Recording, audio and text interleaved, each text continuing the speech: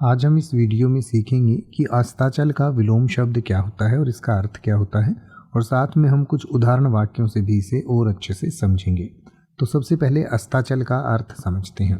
अस्ताचल वैसे तो कोई भी वास्तविक चीज़ नहीं होती है, लेकिन ऐसा एक पर्वत माना जाता है कि जिस तरफ सूरज जो है जाकर छिपते हैं उस तरफ एक पर्वत है जिसे अस्ताचल कहा जाता है।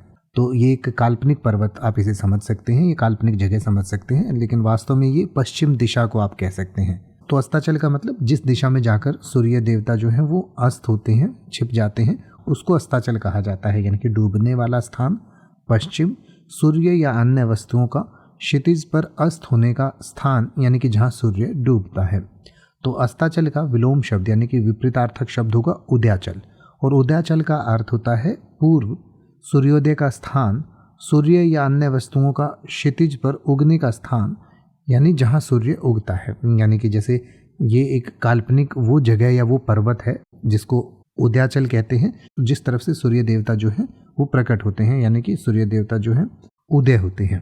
तो आइए अब हम अस्ताचल और उदयाचल को कुछ उदाहरण वाक्यों से समझें। जैसे कि आप ये कह सकते हैं कि उसने अस्ताचल की ओर जाने की योजना बनाई, तो इसका उल्टा आप कह सकते हैं कि उसने उदयाचल की ओर जाने की योजना बनाई।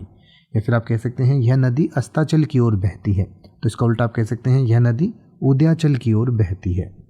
अब आप किसी भी वर्ड का मतलब हिंदी और इंग्लिश में YouTube पर सर्च कर सकते हैं, आपको मेरी वीडियो मिल जाएगी जिसमें आप बिना किसी फालतू बकवास के सीधा उस वर्ड का मतलब समझ पाएंगे। तो ऐसी ही वीडियोस को देखते रहने के लिए चैनल को सब्सक्राइब करें और बेल आइकन को प्रेस करें।